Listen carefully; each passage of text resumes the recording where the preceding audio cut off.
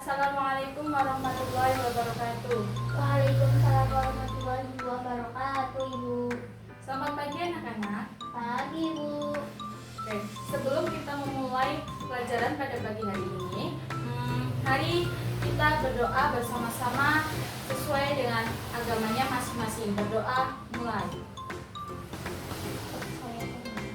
Berdoa selesai.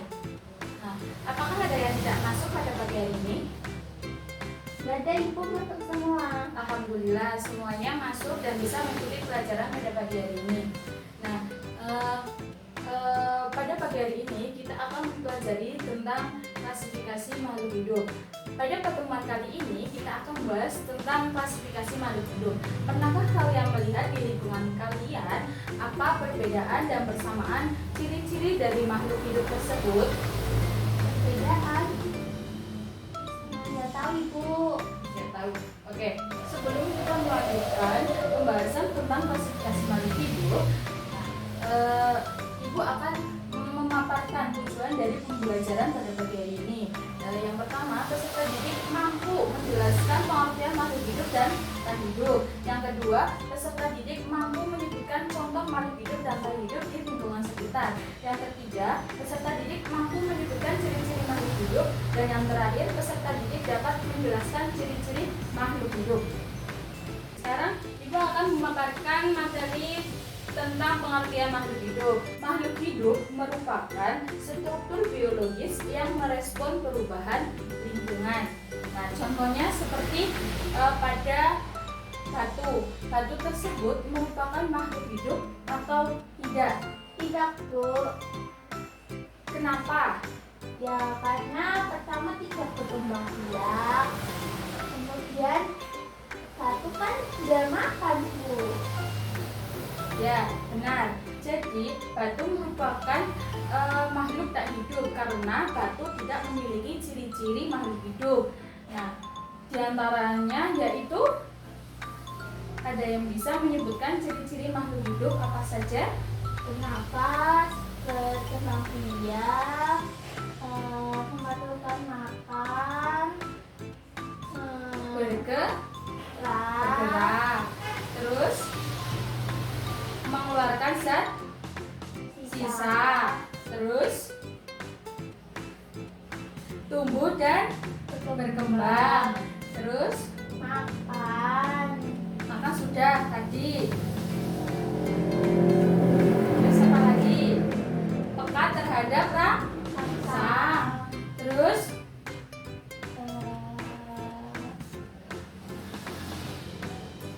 terus apa lagi?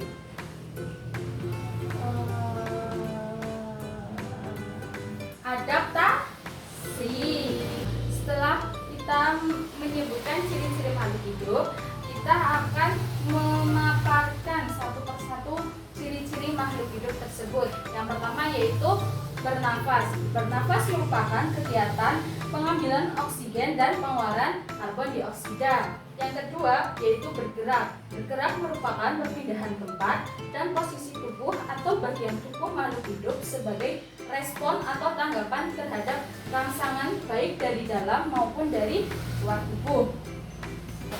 Yang ketiga yaitu makan dan minum.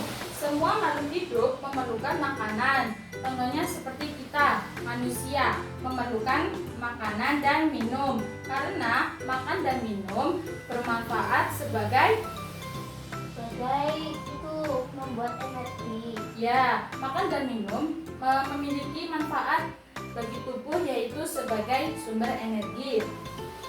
Nah, dari makan dan minum yang kita makan, maka akan dikeluarkan makanan dan minuman yang kita makan akan mengalami proses metabolisme di dalam tubuh dan nanti akan dikeluarkan.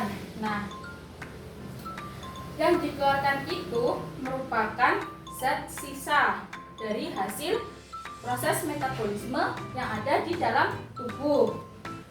Nah, proses tersebut merupakan ciri-ciri dari makhluk hidup berupa ekskresi atau pengeluaran zat sisa.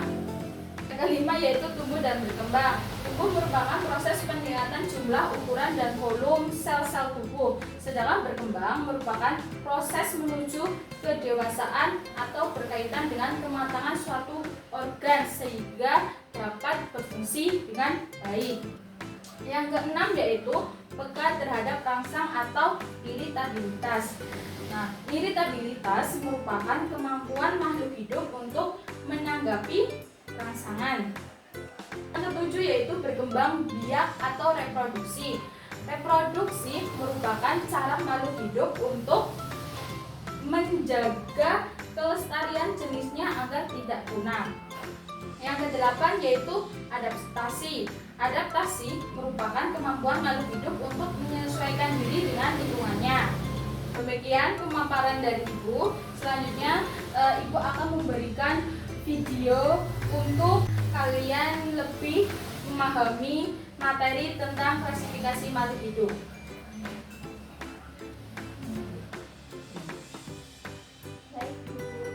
Berikut adalah video klasifikasi makhluk hidup. Apakah yang belakang dapat melihat dengan jelas? Belum Bu, agak turunin sedikit. Oke.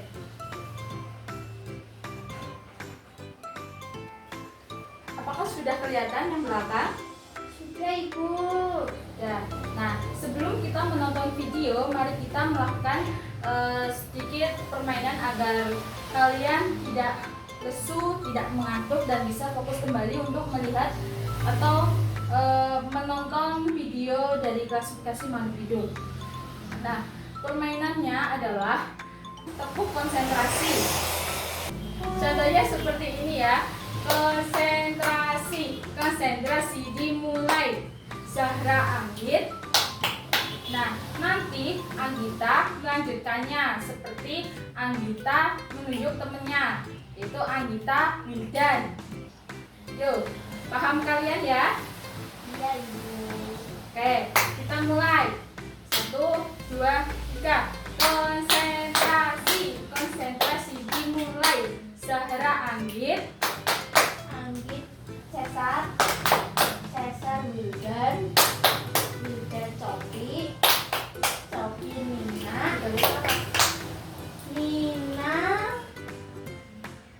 Nina tidak fokus ya. Kenapa Nina? mengantuk Bu. Mengantuk. Nah, karena mengantuk, maka kita ulangi lagi ya permainannya. Konsentrasi dimulai. Zahra Anggit. Cesar Karisma. Ya, karena Nina dan Anggita tidak fokus, Ibu mengizinkan kalian untuk cuci muka terlebih dahulu. Oke, Nina sama Anggit, apakah sudah lebih mendingan? Udah Bu, udah nggak ngantuk lagi. Nah, ya. Oke, karena kalian sekarang sudah lebih fokus kembali, mari kita melanjutkan untuk menonton videonya.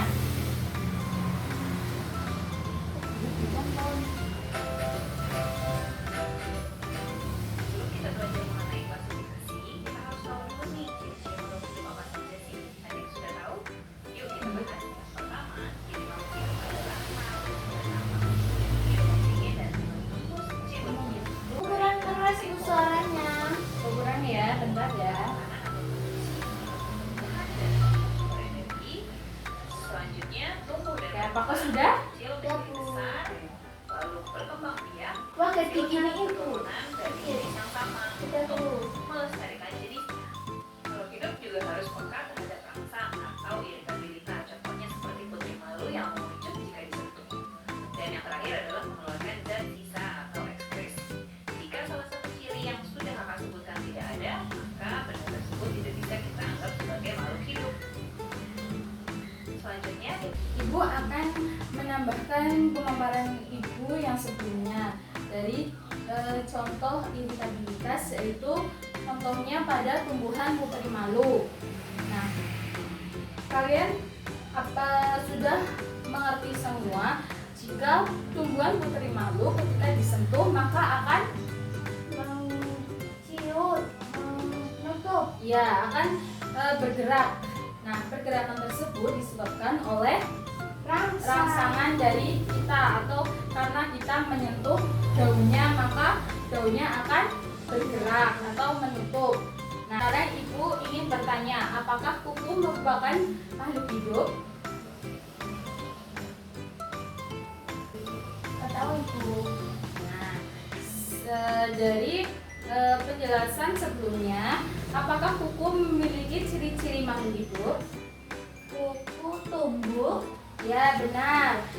Kuku memiliki ciri-ciri yaitu tumbuh karena kuku terbuat dari sel mati yang awalnya mula-mulanya kuku merupakan sel hidup, maka kuku dapat dikatakan sebagai makhluk hidup. Supaya kalian memahami lebih dalam tentang makhluk hidup, ibu akan membagi kalian menjadi beberapa kelompok. Nah, ibu akan membagi kalian menjadi 5 kelompok ya. Setiap kelompok terdiri dari 5 anggota. Nah, kalian bisa bebas memilih anggotanya sendiri.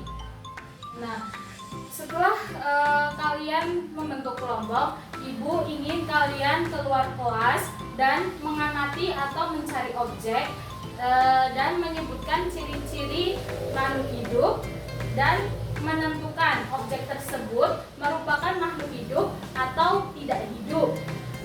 Sebelum kalian melakukan pengamatan di luar kelas, apakah ada yang ingin bertanya? Bu, saya Bu. Ya, Anita. Saya tanya apakah air itu merupakan makhluk hidup? Nah, kita kembali lagi dengan ciri-ciri makhluk hidup. Apakah air memiliki ciri-ciri makhluk hidup yang telah kita sebutkan tadi? Bernafas? Tidak ya, air tidak bernafas. Bergerak? Tidak, air tidak bergerak sendiri, melainkan ketika jika kita bermain air itu mungkin air akan bergerak ya. Terus tumbuh dan berkembang? Tidak. Terus memalukan makan? Tidak. Mengeluarkan zat sisa? Tidak. Terus pekat terhadap rangsang? Tidak. Terus apalagi ya? Terus adaptasi? Tidak. Nah, berarti bisa ditarik kesimpulan bahwa air merupakan makhluk tak hidup karena tidak memiliki ciri-ciri makhluk hidup. Nah, sekarang kalian bisa keluar kelas untuk mengamati atau mencari objek dan menentukan ciri-ciri makhluk hidupnya. Sekarang sudah ada di luar kelas. Nah, sesuai dengan pembagian kelompok yang tadi ibu arahkan, kalian dengan kelompok kalian dapat mencari objek dan menentukan ciri-ciri makhluk hidup dan menyebutkan objek tersebut termasuk dalam makhluk hidup atau makhluk tak hidup.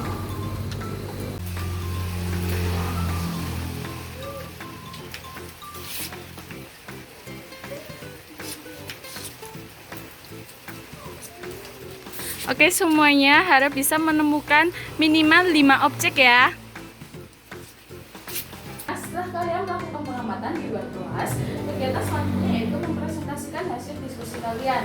Nah, untuk kelompok yang pertama yang akan mempresentasikan hasil diskusinya yaitu kelompok 1. Kelompok 1, siapa yang akan mewakili dari kelompok kalian untuk maju? Saya Bu. Ya, Anggita, silakan maju mempresentasikan hasil diskusi kelompok kalian.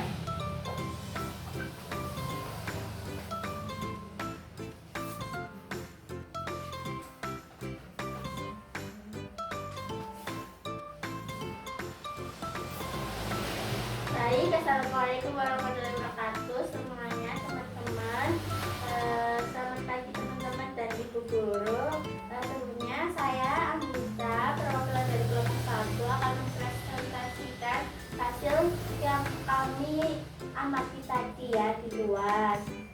judulnya yaitu kami mengamati batu yang ternyata itu adalah makhluk tak hidup. Kemudian air adalah makhluk tak hidup. Kemudian kami tadi mengamati tumbuhan cabai yang ternyata adalah makhluk hidup. Kemudian tadi ada cicak dan termasuk yang kita amati adalah makhluk hidup. Kemudian tadi saya melihat anggrek, bunga anggrek, dan ternyata itu adalah makhluk hidup. Sekian dari kelompok 1. Wassalamualaikum warahmatullahi wabarakatuh. Oke, kita close untuk tim 1. Sekian pemaparan dari Ibu. Ibu harap kalian bisa menerima dan memahami materi yang Ibu sampaikan. Nah, sebelum Ibu tutup pembelajaran pada pagi hari ini, Ibu memberikan tugas pada kalian yaitu membaca buku LKS tentang pengklasifikasian makhluk hidup. Oke, kurang lebihnya Ibu mohon maaf. Wassalamualaikum warahmatullahi wabarakatuh.